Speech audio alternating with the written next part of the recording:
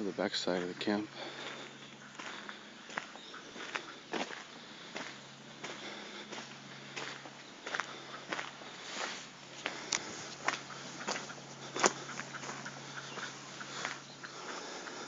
See the women's clothes.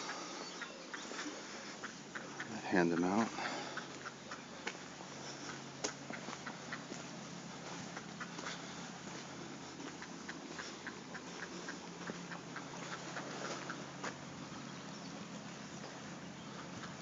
There's a rescue boat over there.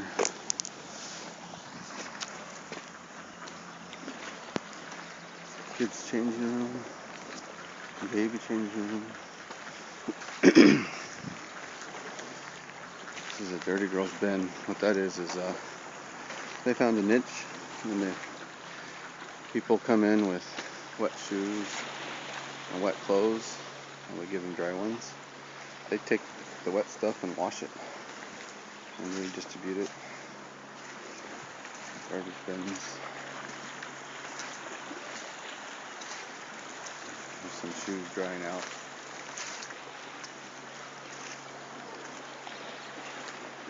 The dirty girls take only shoes that they can put in a washing machine.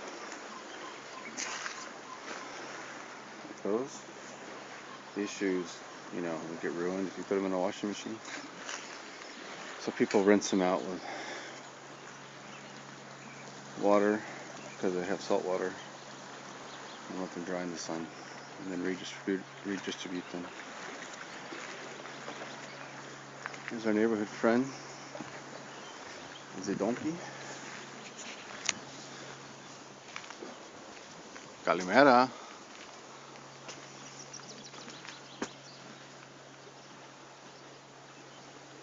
He'll eat every now and then. There he goes.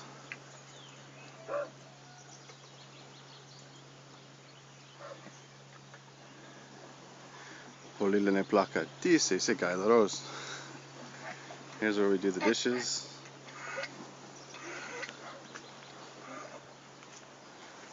Medical tent. Just a little bit ago here in the water, I saw a giant tuna jump 3 times. Tried to turn the camera on. I did turn the camera on, but he didn't jump anymore. Down there's the village. Scala Sakiminia, I think that's what it's called. Over here's a map.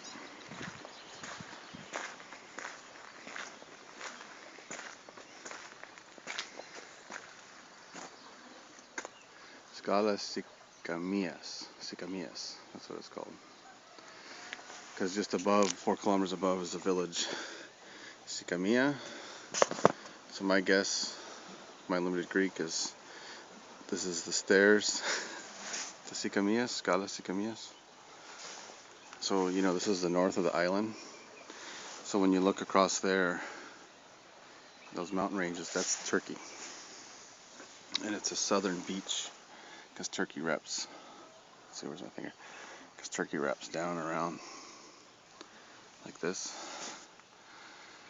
And I guess from here to here, it's 9 kilometers, 5 nautical miles.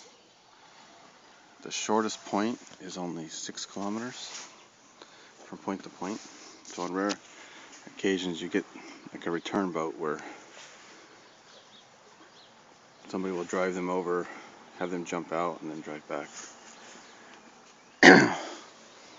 Almost everything built here is built from the plywood anyways, from the boats. Back in November, had so many boats every day. Up until about 3-4 weeks ago, they were having 10 boats a day. The last 2 nights, there were no boats here. No, wait. Night before last, there was a boat, but Frontex, the European Coast Guard, picked them up, loaded them on their boat. My understanding is they take them up to Molivos, which is about 15 kilometers that way, for counting, and then they bus them to Moira, where they have a holding camp until they get their papers, which doesn't really take that long. And then they have, they can either get paperwork for traveling to another country, or they can request asylum in Greece itself. But apparently, because the other countries have closed the borders, that many are coming back down to Athens. And the port in Athens, which is Piraeus, is so packed with people, no place to stay, no place to go, that they're not letting them board the ferry off of this island, which is Lesbos. And so the port here is getting very packed with people just standing around, no place to sleep, nothing to eat.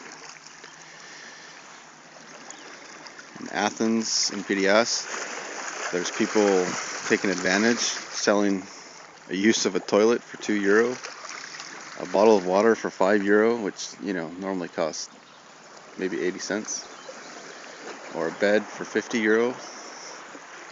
That's not a private room, it's just a bed. So they pack as many mattresses as they can in there, and each person's paying €50.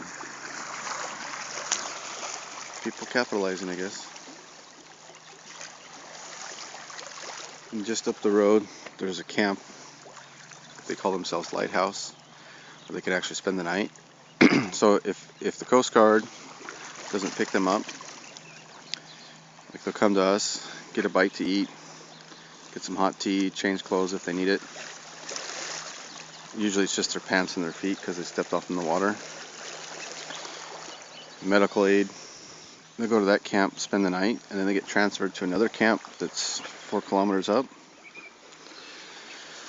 Stay the night, which is a charity, an NGO they call it. And then from there, they'll get transferred to the registering camp.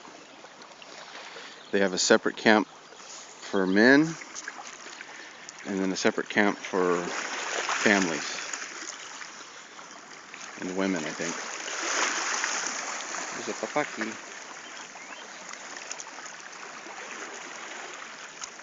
So between last year and now, Greece has received over 1 million refugees. But apparently Lebanon's received 3 million. And of course Turkey has way more. A girl that was here for 3 months left for Turkey on last Sunday, so she's been there a week. She says there's none of this there. Anything that's done is government run, and it's very limited. And people are very, very desperate. They go a week without food, and so in desperation, people do terrible things. They rob each other and stuff. And apparently the government, like if you're an individual and you want to go hand out food, they won't let you do it. You can't be neighborly. You can't be charitable. You can't be a good Samaritan somehow, is what I'm hearing. Isn't that a contradiction of the religion of Islam and Christianity?